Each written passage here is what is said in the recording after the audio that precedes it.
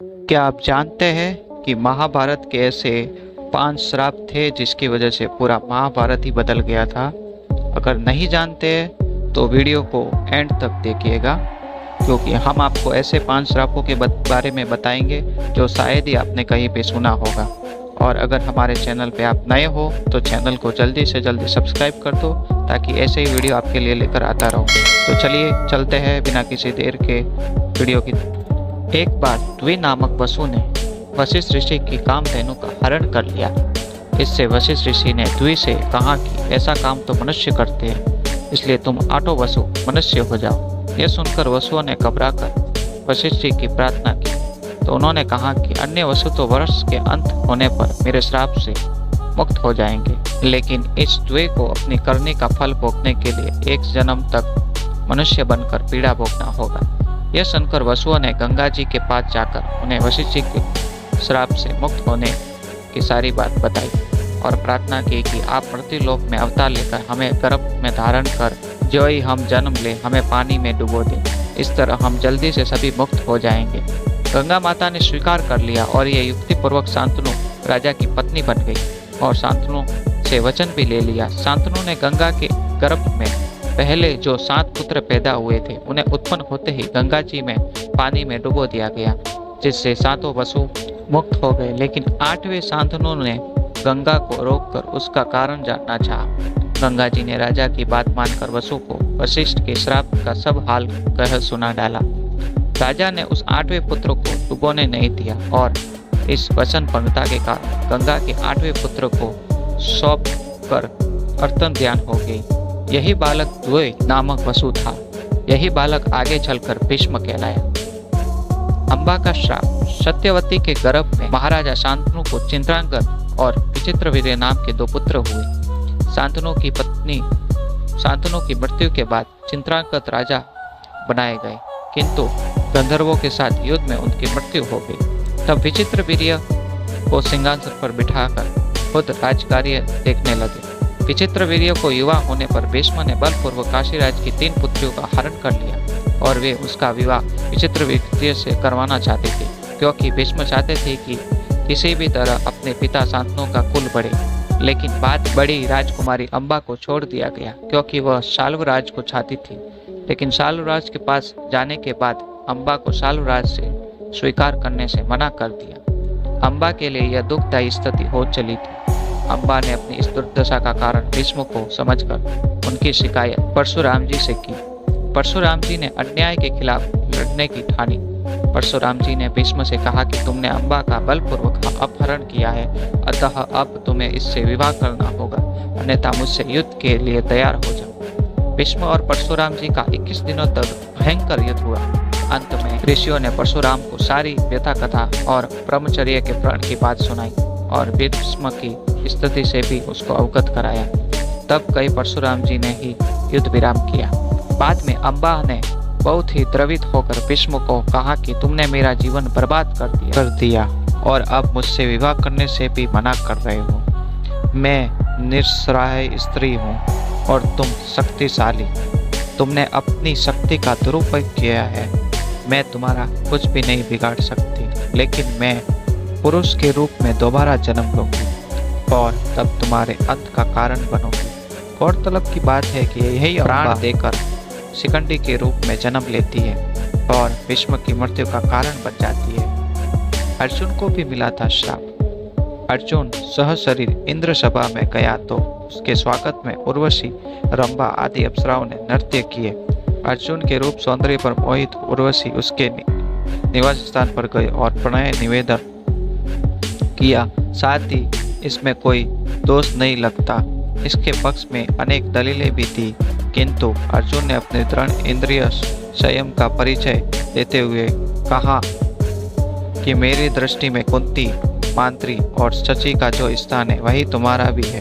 तुम पुरु वंश की जननी होने के कारण आज मेरे लिए परम गुरु स्वरूप हो। यह वर्णनीय। मैं तुम्हारे चरणों में मस्तक रखकर तुम्हारी चरण में आया हूँ। तुम लौट जाओ। मेरी दृष्टि में तुम माता के समान पूजनीय हो और पुत्र के समान मानकर तुम्हें मेरी रक्षा करनी चाहिए। उर्वशी अपने कामुक प्रदर्शन और तर्क देकर अपनी काम वासना तृप्त करने में असफल रही तो क्रोधित होकर उसने अर्जुन को 1 वर्ष तक नपुंसक होने का श्राप दे दिया। अर्जुन ने उर्वशी से श्रापित होना स्वीकार किया परंतु संयम नहीं तोड़ा। जब यह बात उनके पिता इंद्र को पता चली तो उन्होंने अर्जुन से कहा कि हे पुत्र, तुमने तो अपनी इंद्रिय संयम द्वारा ऋषियों को भी पराजित कर दिया। तुम जैसे पुत्र को पाकर कुंती वास्तव में श्रेष्ठ पुत्र वाली है। उर्वशी का श्राप तुमने वरदान के रूप में सिद्ध होगा। भूतल पर वनवास के 13 वर्षों में तुम्हें अज्ञातवास करना पड़ेगा। उस समय यह सहायक होगा। उसके बाद तुम अपना पुरुषत्व फिर से प्राप्त कर लोगे। इस शाप के चलते अज्ञातवास के समय अर्जुन ने विराट के महल में नर्तक वेश में रहकर उस काल में द्रोणाचार्य, परशुराम और वेदव्यास जी को ही ब्रह्मास्त्र चलाना और किसी के द्वारा ब्रह्मास्त्र का प्रयोग किए जाने पर उसे असफल कर देना याद था। उन्होंने यह विद्या अपने कुछ खास शिष्यों को भी प्रदान की थी। उसमें भी कुछ किस तरह ब्रह्मास्त्र को असफल करना कम ही शिष्यों को याद था। जब द्रोणाचार्य ने कर्ण के सूत पुत्र होने के जानकर ब्रह्मास्त्र विद्या को सिखाने से इनकार कर दिया तब वे परशुराम के पास गए। परशुराम ने प्रण लिया था कि वे इस विद्या को किसी ब्राह्मण को ही सिखाएंगे क्योंकि इस विद्या के दुरुपयोग का खतरा बढ़ गया था। उस काल में तापस, कुशाग्र, विनम्र, ब्रह्मज्ञाता और विद्वान लोगों को ही ब्राह्मण कहा जाता था। कर्ण यह सीखना चाहता था तो उससे पहले परशुराम के पास पहुंचकर खुद को ब्राह्मण का पुत्र बताया। उनसे यह विद्या सीख ली। परशुराम ने ब्रह्मास्त्र के अलावा कर्ण को अन्य सभी अस्त्र शस्त्रों की भी शिक्षा दी थी। फिर एक दिन जंगल में कहीं जाते हुए परशुराम को थकान महसूस हुई। उन्होंने कर्ण से कहा कि वे थोड़ी देर सोना चाहते हैं। कर्ण ने उनका सिर अपनी गोद में रख लिया। परशुराम गहरी नींद में सो गए। तभी कहीं से एक कीड़ा आया और वह कर्ण की जांघ पर डंक मारने लगा। कर्ण की जांघ पर घाव हो गया लेकिन परशुराम की नींद खुल जाने के भय से वह चुपचाप बैठा रहा। घाव से खून बहने लगा। बहुत खून ने जब परशुराम को छुआ तो उनकी नींद खुल गई। उन्होंने कर्ण से पूछा कि तुमने उस कीड़े को हटाया क्यों नहीं। कर्ण ने कहा कि आपकी नींद टूटने का डर था इसलिए। परशुराम ने कहा कि किसी ब्राह्मण में इतनी सहनशीलता नहीं हो सकती। तुम जरूर कोई क्षत्रिय हो, सच सच बताओ। तब कर्ण ने सच बता दिया। क्रोधित परशुराम ने कर्ण को उसी समय श्राप दिया कि तुमने मुझसे जो भी विद्या सीखी है वह झूठ बोलकर सीखी है, इसलिए जब भी तुम्हें इस विद्या की सबसे ज्यादा आवश्यकता हो तभी तुम इसे भूल जाओगे। कोई भी दिव्यास्त्र का प्रयोग नहीं कर पाओगे। राजकुमारी को संगीत और नृत्य विद्या सिखाई थी। तत्पश्चात वे श्राप मुक्त हो गए थे। पांडु को दिया ऋषि ने श्राप। भीष्म की प्रतिज्ञा के बाद कुरु वंश का इतिहास बदल गया। महाभारत के अनुसार पांडु अंबालिका और ऋषि वेदव्यास के पुत्र थे। वे पांडवों के धर्मपिता और धृतराष्ट्र के छोटे भाई थे। धृतराष्ट्र के अंधे होने के कारण पांडु को हस्तिनापुर का शासक बनाया गया।